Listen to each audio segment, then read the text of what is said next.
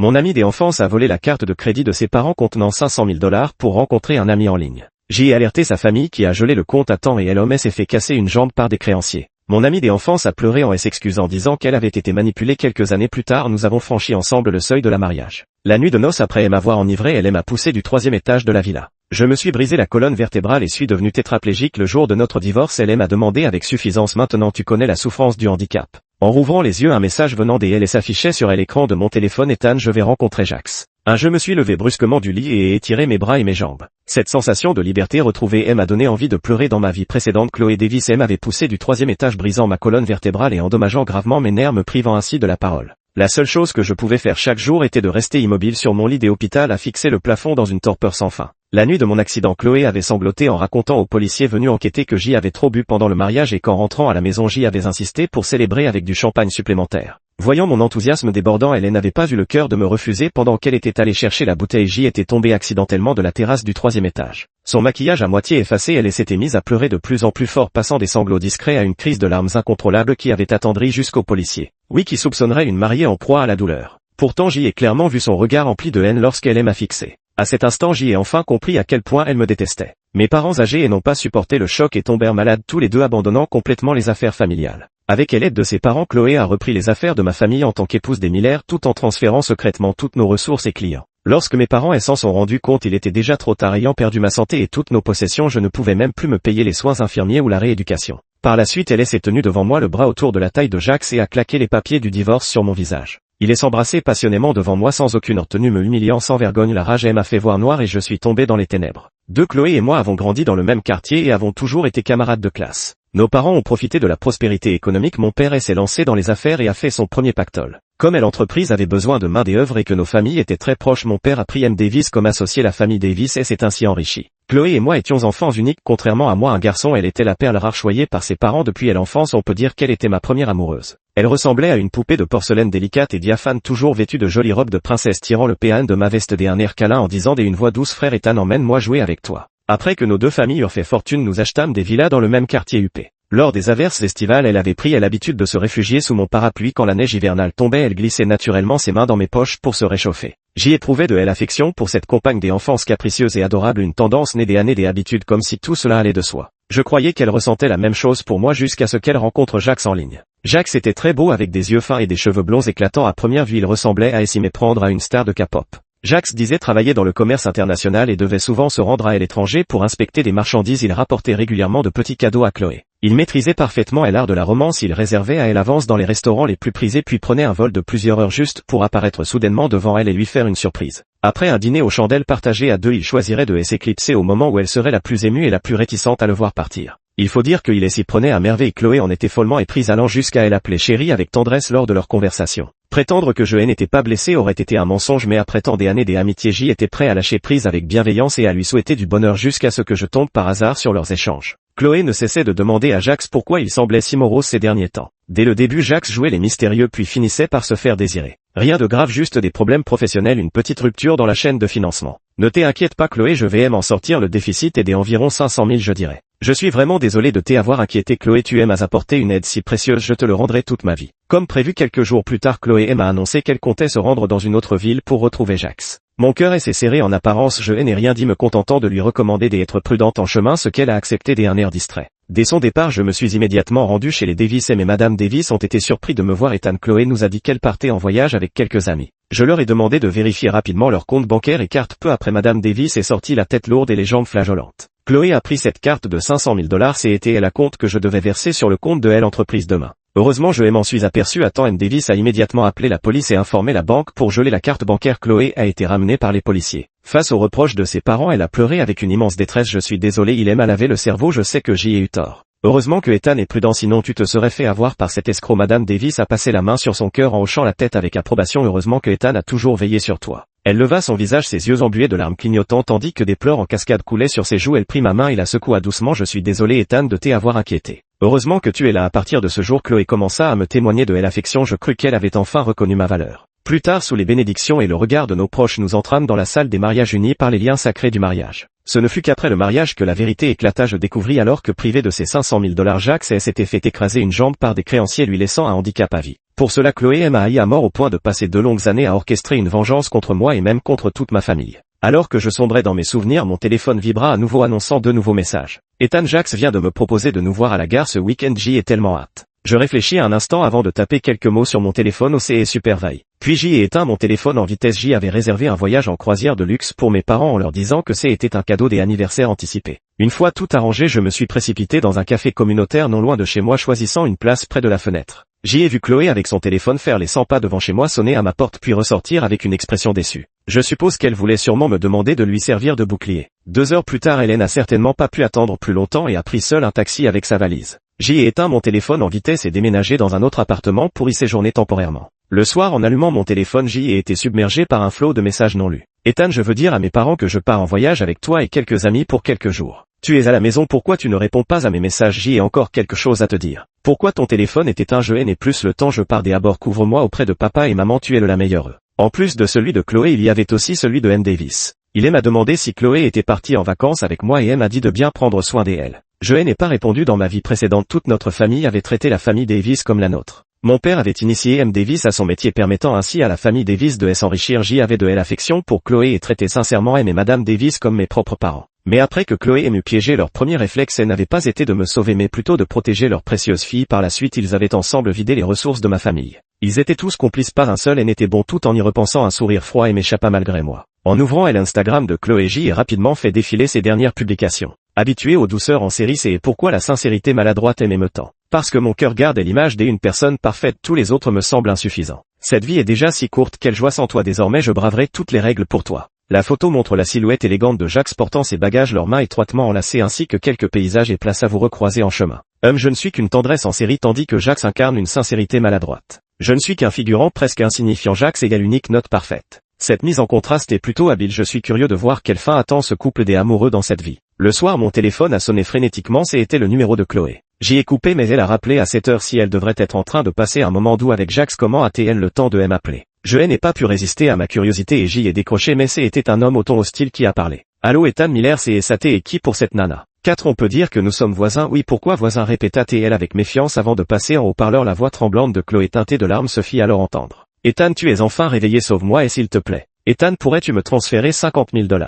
Je n'en ai pas répondu. Je dis un ton glacial bizarre. Les 500 000 $, et n'avaient-ils pas déjà été emportés par elle? Pourquoi réclamait-elle encore de l'argent? À ce moment-là, des claques retentirent clairement au téléphone accompagnés des jurons incessants de plusieurs hommes. Les 500 000 ne sont que le capital et les dits des intérêts. Si on n'a pas cet argent aujourd'hui, je lui arrache un bras. Je compris, ces types avaient dû voir que Chloé dépensait sans compter et voulaient en profiter pour elle extorquer. Elle avait toujours été une jeune fille riche bien protégée, comment aurait-elle pu connaître les faces sombres de la société? Parfait, cela lui apprendra à dépenser son argent. Alors je bâillai et fis semblant de n'avoir rien entendu. Chloé, je me souviens que tu as une carte de crédit platine, la limite est justement de 50 000, pourquoi ne pas l'utiliser? Dès abord mon téléphone a un problème, il s'éteint tout seul. Sur ces mots je raccrochai directement. Le lendemain M. Davis vint me trouver au bureau. Il était fou d'inquiétude, me demandant pourquoi je ne répondais pas à ses messages, pourquoi personne n'était chez moi et pourquoi Chloé n'était pas avec moi. Je souris, mon oncle, voyons, Chloé est une grande fille, ce n'est pas un animal de compagnie que je pourrais attacher avec une laisse. Son expression changea plusieurs fois, puis probablement parce qu'il avait encore besoin de moi, il adopta immédiatement un air affable. D'accord, je comprends, Chloé est sûrement partie en vacances avec des amis. Au fait, Ethan, est-ce que tu pourrais me prêter 500 000 pour dépanner? Dit-il, s'énervant à nouveau. Le dépôt pour Apex Company, il y a un petit problème temporaire.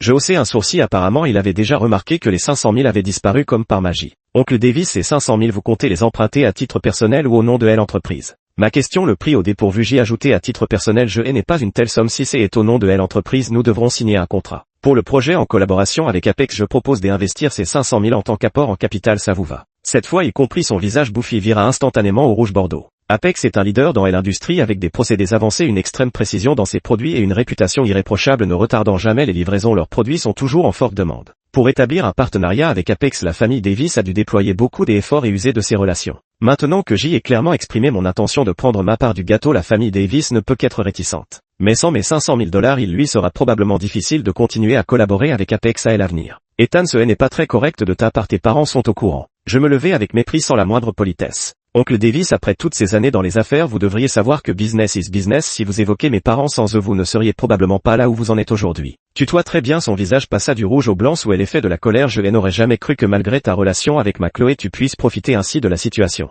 Quel rapport puis-je avoir avec votre précieuse fille? Nous avons été camarades de classe autrefois et maintenant nous ne sommes guère plus que voisins. Je contemplais avec calme son visage furibond tout en conservant un sourire parfaitement poli. Très bien, ne le regrettez pas malgré ses paroles dures, il voulait toujours cet argent. Même à contre-cœur, il s'empressa de m'envoyer le contrat. En parcourant le contrat, je souris avec satisfaction. Que y a-t-il de bon chez une femme ingrate et cruelle qui ne distingue pas le bien du mal? Et ce qu'on est obligé de tomber amoureux pour vivre, et n'est-ce pas plus agréable de se concentrer tranquillement sur sa carrière? 5 ans. Rouvrant mon téléphone, il n'y avait plus de nouveaux messages. Apparemment Chloé n'avait pas le temps de s'occuper de moi pour l'instant. En ouvrant son Instagram, effectivement, elle avait posté plusieurs publications. Elle est ravie. Une main levée au vers le soleil portant à elle annulaire une bague qui avait tout l'air d'être bon marché avec un diamant qui ne pouvait pas être vrai. En plus de cela, elle avait rédigé un long texte plein de sous-entendus à mon encontre. Ce n'est que dans les moments cruciaux qu'on sait si ceux qui nous entourent sont des anges ou des démons. Celui qui t'aime vraiment ne lâchera pas ta main même à la dernière seconde. Heureusement, le destin a été clément avec moi, me permettant de rencontrer la véritable lumière avant de sombrer dans l'abîme. La secrétaire à l'extérieur frappa doucement à la porte me rappelant l'heure de la réunion. Ah, elle croit que ça m'importe. La seule chose qui m'importe, c'est comment cette véritable lumière la précipitera dans un enfer sans fin. De retour chez elle, Chloé vit ses parents qui elle avait toujours chéri se retourner contre elle pour la première fois. En vérité, je savais qu'elle ne voulait pas revenir. Après tout, celle qui ne cessait de clamer son amour pour la romance et la liberté avait pour plus grand rêve de parcourir le monde avec elle, élue de son cœur. Si elle était revenue, c'était assurément pour elle argent. Jacques n'y était certainement pas pour rien, car à ses yeux la plus grande valeur de Chloé résidait dans son lien avec la famille Davis. Depuis l'étage, j'y assistais à la scène pitoyable où ses propres parents la laissèrent pleurer à leur porte implorant leur pardon avant de tourner les talons pour aller dîner avec Madame Duncan des Apex. Ma voiture passa près de Chloé et du siège arrière nos regards se croisèrent par hasard. Elle avait les yeux remplis de larmes, le nez légèrement rougi, un air pitoyable à vous fendre le cœur. Si c'était le mois de ma vie précédente, j'y aurais tout fait pour elle aider sans hésiter. Le chauffeur me demanda: Monsieur Miller, que devons-nous faire? Je donnai à l'ordre un visage impassible roulé. Chloé qui s'approchait et n'eut droit qu'à une bouffée de gaz d'échappement. Ces 500 000 n'étaient qu'un passeport pour entrer chez Apex. J'y avais rapporté un contrat à dessein. Après quelques tours de verre, je leur ai présenté ce contrat plein de bonne volonté. Si Apex collabore avec notre société, je suis prêt à offrir des conditions encore plus avantageuses. Madame Duncan des Apex esquissa un sourire en parcourant le contrat et après les clauses j'y ai fait un rapide calcul. Apex pourrait dégager 10 de profit supplémentaire. Monsieur Miller, vous reniez vraiment vos propres marges. J'y espère que ma sincérité satisfera Madame Duncan. Les produits des Apex ont toujours été largement reconnus dans le secteur. Je souhaite que notre collaboration puisse passer à un niveau supérieur, par exemple en l'élevant au statut de partenariat stratégique. Voyant que Madame Duncan semblait intéressée, j'y ajoutais mon objectif est de créer une relation gagnant-gagnant avec mes partenaires. Quant au profit, je trouverai un moyen de les compenser ailleurs, mais j'y aurai besoin de votre aide, Madame Duncan. Par exemple en faisant tomber le groupe Davis et en leur prenant toute leur part de marché, suggéra Madame Duncan en me regardant avec curiosité, un sourcil levé. Je souris en levant mon verre de vin rouge sans confirmer ni infirmer. Dans ma vie précédente, les épouses Davis avaient profité de ma paralysie pour gruger en secret, dévorant jusqu'à la dernière miette de l'entreprise familiale. Cette fois, laissez-moi prendre les devants, bien que je ne sache pas ce qui s'est passé entre vous et la famille Davis. Je dois dire que votre proposition m'intéresse beaucoup. Elle sourit et trinque avec moi. Bonne collaboration. Il était déjà tard lorsque je rentrais chez moi. De loin, je vis Chloé assise sur les marches devant ma porte et m'attendant. En me voyant arriver, elle se leva et se précipita vers moi. Ethan, pourquoi rentres-tu si tard? En s'approchant de moi, elle sentit le parfum sur mes vêtements et son expression changea légèrement. Il est tard, nous parlerons de ça une autre fois. Je l'évitai et déverrouillai la porte électronique. Ethan, elle m'attrapa le poignet avec anxiété. Pourquoi? J'y ai l'impression que tu as tellement changé d'un coup. Tu me détestes maintenant. Sous le coup de l'émotion, ses yeux se remplirent à nouveau de larmes. C'est à cause de Jax. Mais tu n'as pas toujours dit que tu serais heureux tant que je le serais. Je me suis retourné et elle les regardait fixement pendant quelques secondes. Elle s'est sentie mal à l'aise sous mon regard et a baissé les yeux coupables. J'y ai emprunté une phrase de son Instagram comme réponse. Heureusement, le destin a été clément avec moi, me permettant de rencontrer la vraie lumière avant de sombrer dans l'abîme. Seulement pour moi maintenant, la carrière est la vraie lumière. Dans ma vie précédente, mes parents ont tant sacrifié pour moi. Je les ai vus s'angoisser et souffrir à mon sujet, leurs cheveux blanchissant en une nuit. Je les ai vus noyer dans les larmes, errant comme des âmes en peine, jusqu'à ce que l'entreprise qu'ils avaient bâtie à force de labeur soit vidée par la famille Davis, ces parasites, tandis que leur fils unique était réduit à l'état des infirmes par leur complot.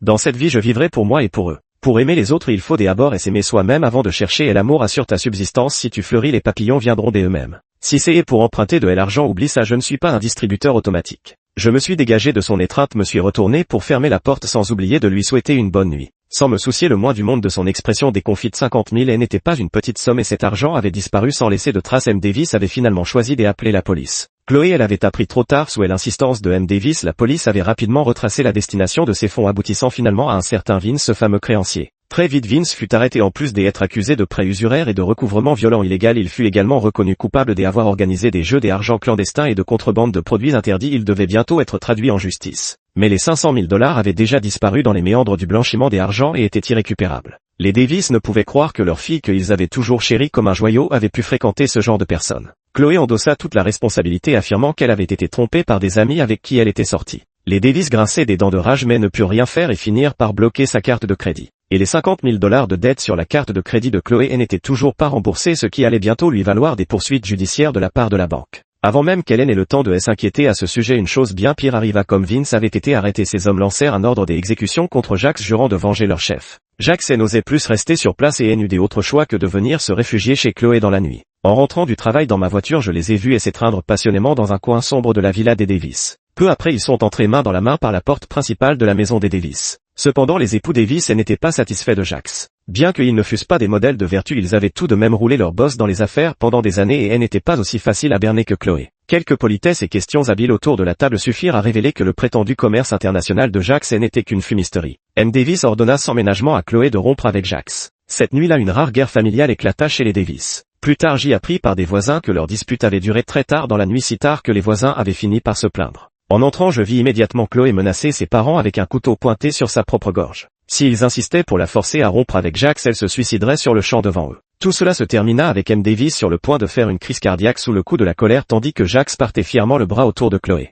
Les voisins commentaient la scène en secouant la tête et leur regard posé sur moi trahissait une certaine pitié. Avant, je te voyais toujours protéger la fille des Davis comme un trésor et je me disais qu'elle avait de la chance. Maintenant, je vois qu'elle ne sait pas apprécier ce qu'elle a. Un autre voisin a également soupiré avec désapprobation. C'est une vraie drama queen de naissance et l'autre jour elle criait encore chez elle menaçant de rompre toute relation avec ses parents. Oui, je l'ai vu tirer une énorme valise emportant tous ses sacs de marque et ses bijoux de valeur. Les jeunes d'aujourd'hui vraiment. J'y ai faim de soupirer avec eux avant de me précipiter chez moi, craignant de ne pas pouvoir dissimuler le sourire aux lèvres. Peu de temps après, Léo, un ancien camarade de classe, m'a spécialement appelé pour me dire qu'il avait vu Chloé dans un casino clandestin. Ta petite princesse, elle s'amuse bien, elle a même appris à jouer aux cartes dans un casino clandestin. Tu veux que je te trouve quelqu'un pour la surveiller? Après ma réponse négative, il ajouta avec un soupir, je n'aurais jamais cru que tu perdrais face à un voyou de rue. Je le corrigeai, il n'est pas stupide, attends un peu, tu vas voir le spectacle. Je me rendis au casino clandestin dont Léo avait parlé. En apparence, et l'endroit était une boîte de nuit, mais en réalité les salles VIP du sous-sol cachaient de nombreuses tables de jeu. Léo avait traîné avec son frère dans les bas-fonds plus jeunes et connaissait parfaitement ces endroits. Il m'emmena à travers un dédale de couloirs souterrains jusqu'à une grande porte métallique où il composa le code des ouvertures avec une habitude routinière. Il tira une bouffée de sa cigarette et désigna une pièce devant nous. Ils sont là aujourd'hui, table numéro 2.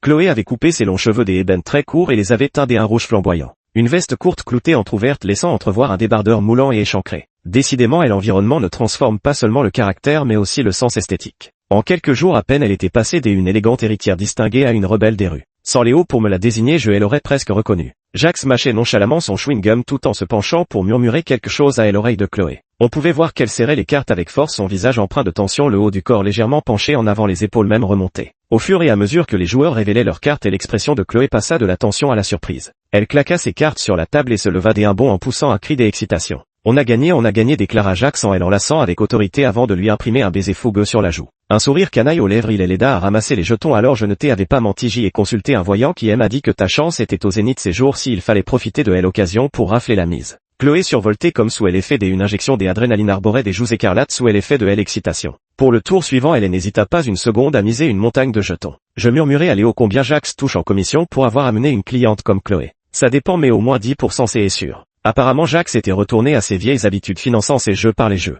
Je croisai les bras et continuai à observer comme je m'y attendais. Au tour suivant, Chloé n'eut clairement plus autant de chance. Elle serrait les lèvres fixant intensément l'adversaire qui venait de rafler ses jetons. Pas de problème ma chérie, on va tout rafler au prochain coup. Jax l'encourageait avec une gentillesse suspecte. Mais le coup suivant et encore celui des après se soldèrent par des défaites. Chloé perdait visiblement son calme et sous l'effet des exhortations passionnées de Jax, elle choisit de miser tous ses jetons restants all-in. Je n'avais même pas besoin de regarder les cartes pour savoir qu'elle était condamnée à perdre. Parce que l'expression sur le visage de Jax en disait long. Après avoir retourné les cartes, elle avait perdu sans appel. Le visage de Chloé était figé, effondré sur sa chaise d'une pâleur mortelle. Jax lui tapota l'épaule avec un regret visible puis sortit fumer une cigarette. Puis Chloé aurait pu faire confiance à n'importe qui sauf à cette ordure. Léo me donna une tape amicale sur l'épaule. Alors tu comptes vraiment ne rien faire? Je lui lance un regard. Tu sais quel est le secret de longévité de ma grand-mère? C'est de ne jamais se mêler des affaires des autres. Je ne suis là aujourd'hui que pour le spectacle. Alors que je m'apprête à partir, je vois du coin de l'œil quelqu'un courir vers moi en titubant. C'est Chloé, elle saisit ma main avec force et me dit d'une voix suppliante, Ethan, qu'est-ce que tu fais ici? Avant même que je ne puisse répondre, ses yeux se sont illuminés. Est-ce que tu es venu spécialement pour moi parce que tu t'es inquiété? Je le savais, tu ne peux pas te passer de moi, tu es toujours le meilleur avec moi. Au fait Ethan, est-ce que tu pourrais me prêter 50 000 $? J'y étais sur le point de les doubler tout à l'heure, j'y ai vraiment de la chance aujourd'hui.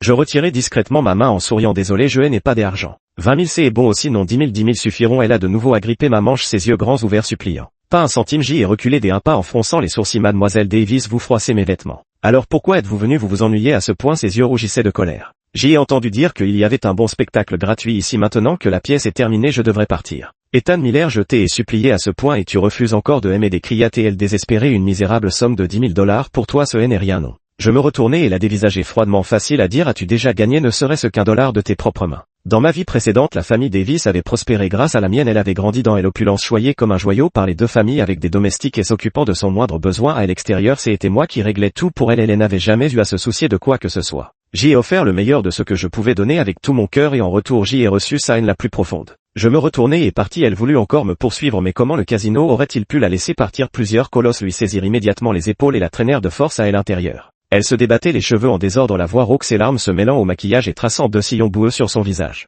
Quelques jours plus tard, j'y ai reçu un appel de Madame Duncan de la société Apex. Elle m'a dit que ma proposition avait été approuvée par le conseil d'administration et avait reçu l'aval de la plupart des cadres supérieurs. Le groupe Miller est une entreprise très puissante et plus important encore une grande réputation. Par coïncidence, je viens aussi d'avoir une nouvelle. Le groupe Davis a encore rompu son engagement et la compte pour une commande passée auprès des Apex et n'est toujours pas arrivée à temps. Je pense que la raison la plus directe est probablement que Chloé n'a toujours pas remboursé les 50 000 yuan de sa carte de crédit et que la banque a commencé à contacter les personnes à prévenir en cas d'urgence. Et ses dettes de jeu, c'est vraiment difficile à imaginer avec sa façon de jouer combien d'argent elle a pu perdre. Une somme qui met même le groupe Davis dans l'incapacité de verser et la compte ne doit certainement pas être négligeable. Les Davis n'avaient pas le cœur assez dur, ils préférèrent rompre le contrat et rembourser ses dettes dans l'humiliation plutôt que de voir le scandale de leur fille unique éclater au grand jour. Mais Chloé ne comprenait manifestement pas les bonnes intentions de ses parents. Voilà, tôt ce samedi matin, les cris de la famille Davis en face m'ont encore réveillé. Chloé traînait des sacs volumineux se disputant avec Madame Davis devant la porte de la maison. Madame Davis sanglotait à chaudes larmes tout en agrippant désespérément les bagages de Chloé comme pour la supplier de ne pas partir.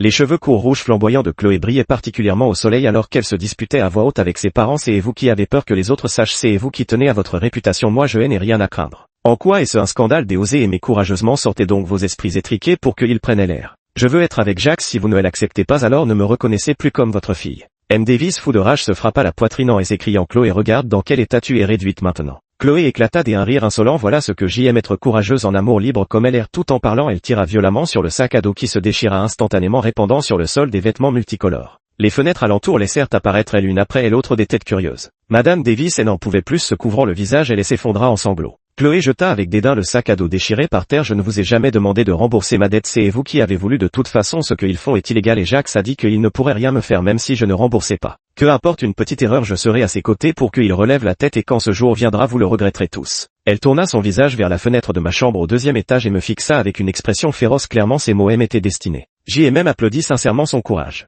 Dans ma vie précédente, je connaissais déjà le destin de chacun. Dans cette vie, en tant qu'acteur et spectateur, je brûlais d'impatience de savoir où nos destins nous mèneraient. Le jour de la signature officielle du contrat avec Apex, M. Davis me retrouva fou de rage. Il était accablé par les caprices de sa fille chérie et elle n'avait plus la tête aux affaires de l'entreprise. Il avait probablement appris cette nouvelle par les médias. M. Davis, qui se tenait devant lui, avait considérablement maigri, ses poches sous les yeux ressemblaient à 2 ruches géantes, sa peau flash paraissait sombre et desséchée et ses lèvres étaient couvertes de gerçures. Même Madame Davis, pourtant réputée pour son entretien impeccable, avait subi une chute vertigineuse de son apparence, ses beaux yeux avaient perdu tout leur éclat. Le temps n'a jamais raison de la beauté, mais les enfants ingracient. Leur état actuel ressemble étrangement à celui de mes parents dans ma vie précédente. M. Davis s'en prend à moi et bien Ethan Miller, je ne m'attendais pas à ça. Tu as réussi à me voler mes fournisseurs et à signer des accords d'exclusivité avec eux. Oncle Apex n'est pas stupide, ils savent très bien analyser avec quelle entreprise il est plus avantageux de collaborer. Mais rassurez-vous, pour le projet en cours, nous respecterons le contrat et vous verserons votre part des bénéfices à court terme, vous pourrez encore vivre confortablement. Par contre, pour l'avenir, ma réponse était délibérément neutre. Ethan Miller, j'y ai tout de même vu grandir et si tu n'as pas su gagner le cœur de Chloé, ce n'est pas une raison pour t'en prendre à nous.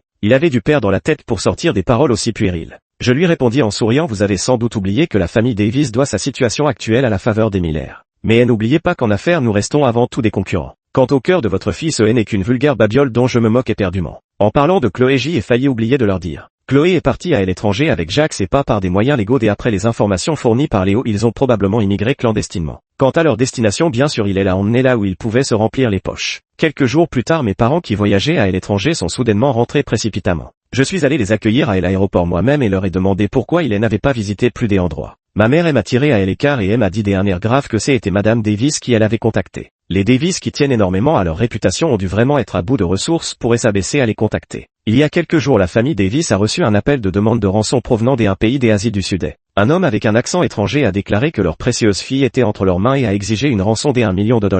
À l'autre bout du fil, on entendait les pleurs rauques et les supplications de Chloé. Madame Davis a eu les jambes coupées et s'est effondrée sur place terrassée par la peur. Probablement comprenant qu'ils n'avaient aucune chance avec moi, ils ont fini par contacter mes parents pour demander de l'aide. Mon père a déclaré apparemment les affaires de Davis Company vont très mal ces derniers temps, ils ont perdu de nombreux projets et ne peuvent pas sortir autant d'argent. En disant cela, il aime à regarder intensément les performances de notre entreprise. En revanche, son temps plein est sorti et parcouru tous les rapports dans l'avion et tu as même réussi à attirer Apex. Je ne savais pas comment leur expliquer des choses comme la réincarnation ou changer le destin, ils ne me croiraient certainement pas. Mes parents devant moi avaient le teint rougeoyant probablement parce qu'ils s'étaient bien amusés et avaient bien mangé le visage de mon père et s'était encore arrondi. En repensant à leur apparence vieillie et décrépite dans ma vie précédente, j'ai eu le nez qui picotait, tant de mots me restaient coincés dans la gorge à cet instant. Même s'ils devaient me gronder, je l'aurais accepté, après tout rien au monde n'est plus important que la santé de sa famille. À ma grande surprise, mon père s'est contenté de soupirer et de me taper sur l'épaule. C'est bien mon fils, tu as bien agi. Apex voulait initialement collaborer avec nous mais ton oncle Davis a insisté auprès de moi, alors j'y ai refusé. Apex, nous pensions que si toi et Chloé finissiez ensemble, il n'y aurait plus besoin de compétition entre nous puisque les entreprises des deux familles finiraient par vous revenir. Ton père sait que tu aimes Chloé, pour toi gagner un peu moins et n'est pas grave, si Chloé vit dans de meilleures conditions tu seras heureux, n'est-ce pas? Mais je n'aurais jamais imaginé que Chloé deviendrait comme ça. Je voulais simplement dire que peut-être elle n'est pas devenue ainsi mais que c'était dans sa nature depuis le début. C'est précisément pour cela que dans ma vie précédente, malgré tous mes efforts sincères, je n'ai jamais pu gagner son affection alors qu'une simple phrase de Jacques suffisait à la faire traverser monts et rivières prête à braver tous les dangers.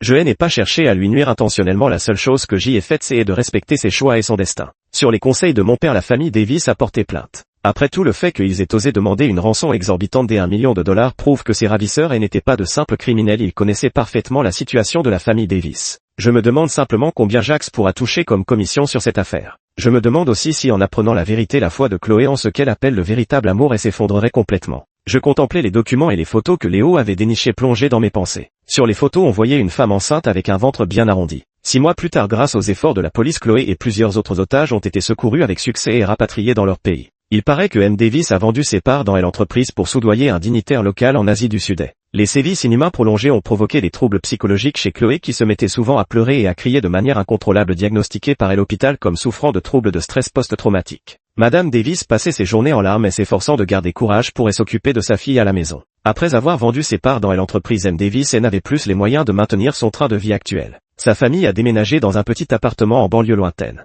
Mes parents ont proposé de leur rendre visite et m'ont demandé de leur servir de chauffeur. Je comprenais leur intention, après tout nos familles se connaissaient depuis des décennies et mon père avait été collègue de M. Davis. Il ne serait pas convenable que je ne me montre pas après un tel malheur dans sa famille. J'y ai accepté avec empressement, après tout j'y avais aussi quelque chose à dire à Chloé. Le nouveau logement de la famille Davis se trouvait dans un vieil immeuble des appartements avec des couloirs sombres et des rampes des escaliers couvertes de poussière. C'est Madame Davis qui a ouvert la porte et l'appartement de 2 pièces plutôt petit contrastait radicalement avec leur ancien cadre de vie. Chloé était assise par terre dans sa chambre regardant fixement par la fenêtre, l'esprit ailleurs. Madame Davis essuya ses larmes en disant que à part les moments de crise et de pleurs, elle passait la plupart du temps dans cet état. Ses joues autrefois rondes et pleines s'étaient complètement affaissées, ses yeux vifs avaient perdu leur éclat et ses cheveux secs et négligés tombaient en désordre sur ses épaules comme si elle ne les avait pas coiffés depuis longtemps. Elle leva les yeux vers moi et mit un grognement par le nez, ce qui tenait lieu de salutation. Ethan Miller, tu es venu pour te moquer de moi. Et je te le dis, je ne regrette rien. Si je n'avais pas été séparé de Jacques par maladresse et kidnappé, nous aurions certainement réussi notre entreprise aujourd'hui, vivant dans le bonheur. Jacques viendra me chercher. Je m'assis en face d'elle, partagée entre rire et larmes, et lui tendis quelques photos.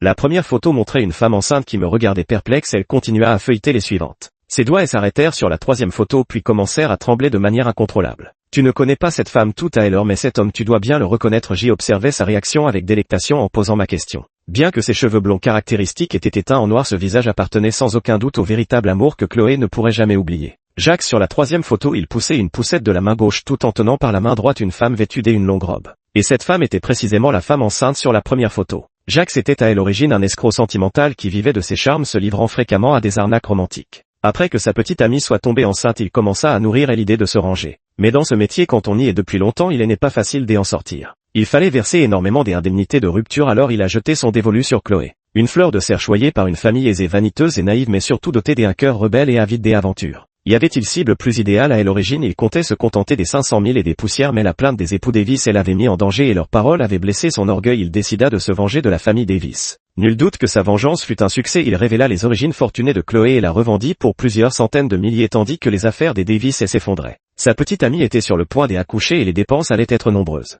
Voilà la vérité. Le visage de Chloé devint livide, ses lèvres tremblèrent tandis que 2 torrents de larmes coulaient de ses yeux éteints. Comme si elle refusait de montrer sa faiblesse devant moi, elle se couvrit violemment la bouche telle une bête au bord de l'effondrement, sanglotant sans bruit et désespérément. C'est la vie que tu voulais, je lui laissais ce dossier et ses photos. Toutes ces informations sont ici, à toi de décider si tu veux porter plainte. Le 13 fin du mois, j'y ai vu aux informations que Jacques avait été arrêté. Sous le titre accrocheur étaient énumérés en détail tous les crimes qu'il avait commis. Il y en avait tellement que je n'ai même pas eu la patience de tous les lire. Il est vraiment coupable de nombreux crimes. En lisant cela, pensez-vous que je suis trop gentil de lui fournir volontairement des informations sur le criminel pour qu'elle se venge? Vous vous trompez complètement, je veux simplement la voir sombrer dans le désespoir après avoir brisé ses croyances intérieures avant de livrer elle-même son ancien amour à la prison. Elle n'est pas aussi noble qu'elle le pense. Dès qu'elle découvrira les véritables actes de Jacques, elle le haïra plus que quiconque. Avec son tempérament, non seulement elle l'enverra en prison, mais elle sera prête à lui infliger des châtiments bien plus cruels encore. Après tout, c'est exactement ainsi qu'elle m'a traité dans ma vie précédente. Cette sensation d'être trahi par quelqu'un qu'on chérit au plus profond de son cœur, elle peut enfin la ressentir à son tour.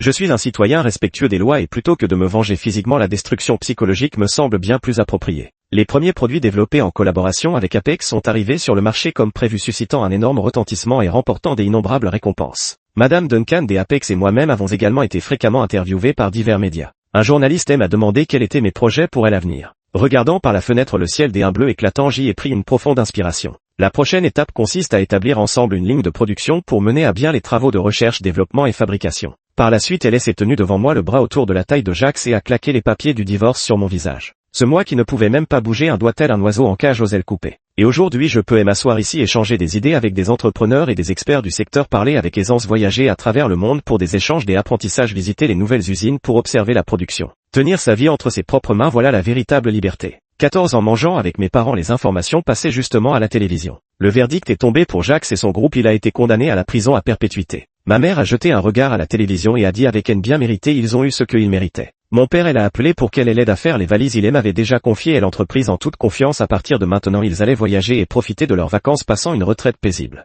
Leurs bribes de conversation me parvenaient depuis la pièce voisine. On dit que l'état de Chloé et s'est aggravé, les médicaments ne font plus d'effet et l'autre jour je suis tombé sur sa mère, ses cheveux étaient complètement blancs et son dos voûté. Ethan n'était-il pas très épris de Chloé autrefois? Maintenant on dirait que ce garçon ne pense plus qu'au travail. Ma mère soupira. Hélas, chacun fait ses propres choix. Mon père enchaîna, c'est étrange, j'y ai fait un rêve l'autre jour. J'y ai oublié les détails en me réveillant, mais en gros Chloé et notre Ethan se mariaient, mais leur union n'était pas heureuse. De toute façon, l'important c'est que mon fils soit heureux. J'y ouvre la fenêtre près de la table, une brise tiède chargée des senteurs du printemps me caresse le visage. L'hiver glacial est désormais passé et toutes les ombres se sont dissipées. Dans cette vie, je dois absolument bien la saisir car c'est ma propre existence. Fin.